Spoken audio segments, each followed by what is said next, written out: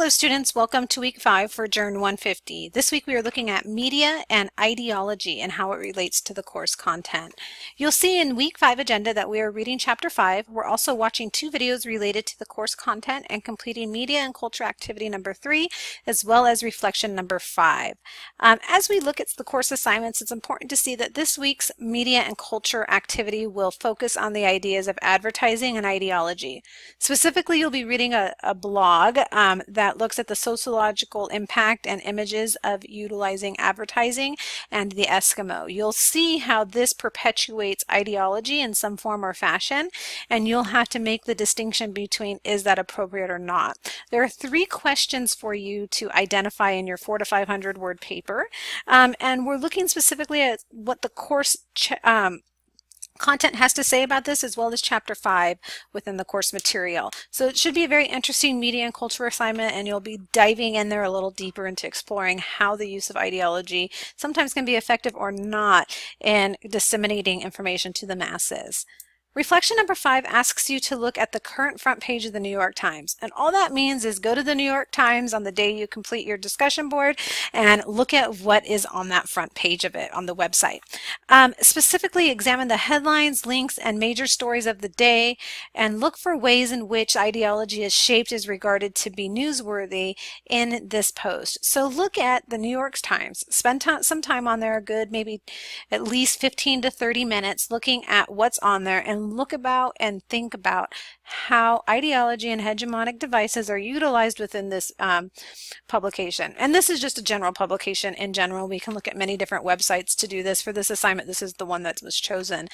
Once you've done that, look at what assumptions about our society are presented as normal and common sense, and how are the people who receive the information the most focus. So essentially think about how you can apply Croteau and Hoynes to the description of economic news in chapter 5, as well as its ideas of ideological analysis within media.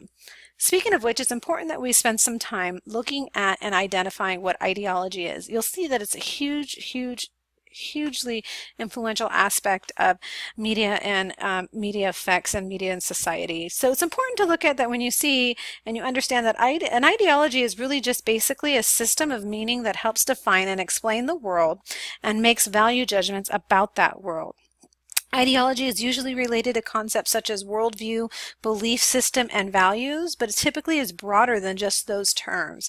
It refers not only to the beliefs held about the world, but also to basic ways in which the world is defined. Ideology is not just about politics. It has broader and more fundamental connotations within real-world application. So it's important to see that it's a system of meaning that helps define and explain the world and that makes value judgments about the world. Think about how that applies to your life. What do you apply as a system of meaning that helps define and explain the world and helps you make value judgments about that world? Think about that for a second, and you'll see how ideology is significantly different from person to person. You'll see that looking at an ideological analysis is really just the study of media images sent about the nature of the world and how it operates and should be. Really, we need to consider how ideology manifests in the news. It provides limited viewpoints. Small group analysis, our regular commentators of news sources typically provide one perspective of an ideological from an ideological standpoint and not multiple ideological perspectives. Most news favors insider viewpoints, meaning official news is established by governments and establishment corporations, and news implicitly denies other positions that should be taken seriously. It's important to see how media images do not simply reflect the world, they represent a constructed world. They are ideological. It's important to know that when discussing ideology, the primary questions about images in media is not whether if they are realistic reflections on society, because when considering them, we'll see that they usually are not. At best, we need to see that the examination of ideology is concerned with what messages these images send about the nature of the world. how the world operates, and how the world should be. Media portrayals from this perspective reflect an ideology of beliefs about who is and isn't worthy of inclusion, what roles are often appropriate for different groups, and such. It's very important to see how this plays a role in culture wars and what we view as ideology within our society today. It's important to see that through this, ideology really becomes normalized. It helps define what is being normal in society, but in that it's not necessarily usually a comprehensive overview or perspective of what society is. Dominant ideologies are typically ones that are taken for granted or barely questioned. It usually has to do with democracy, our way of living in the world, capitalism, it can be political affiliations, religion, things of that nature, things that we don't think about too much because they're innate and a part of who we are. But with that, we can see that our ideology represents us and who we are and define us as a person, but may not necessarily extend beyond our own cultural group. So media typically has the tendency of displaying a narrow range of behaviors and lifestyles, and that media are usually the center of culture wars. It's really important to see that see the use of this and understanding how it is a part of shaping who the world is, what the world is, and how it is perspectives is within society. To do that, we need to see some of the theoretical roots of an ideological analysis. So theoretically, ideology can be traced back to the works of Karl Marx, especially in the 20th century European Marxism. The analysis has evolved over time, maintaining elements of Marxist origins. However, it's developing more complex and nuanced behaviors and presumptions within that. So when you look at the evolution of ideological analysis, it always starts with Marxists. It means that ideology has a powerful mechanism of social control, whereby members of ruling class impose their worldview. It created a false consciousness. It's saying that I have social control over you because of my status within society, so you need to believe what I believe, or you need to adhere to what my ideology, my value system, my belief system, and my judgment system is within society. Gramsci's view of ideology is pretty similar, but also a little different in some regards.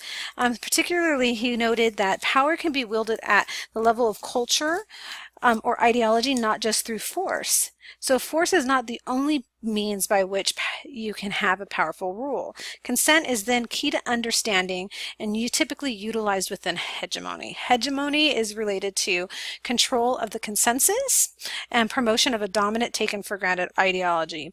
Particularly, hegemony connects the questions of culture, power, and ideology into one and considers that a dominant group exerts cultural and social control over another group, primarily through the use of media. So we'll see that Gramsci takes Marxist ideas to the next level and applies it with media, telling us that hegemony really is power wielded at the level of culture or ideology, not just through the use of force, but in the way that it's presented. Particularly, Gramsci argued that a ruling majority group can maintain power through forced consent or a combination of the two. It's considered to be ideological denomination, very subtle within its control, but still and yet very effective in how it relates to society. There's some really interesting perspectives that are brought up in the course reading that's important for you to take a look at. It's important to know that there's no shortage of historical perspectives in which this hegemony and ideology really takes place. Typically, hegemony and ideological domination occur when you're operating at the level of common sense, and the assumptions we make about social life and terrain and things that we accept as natural or the way that things are.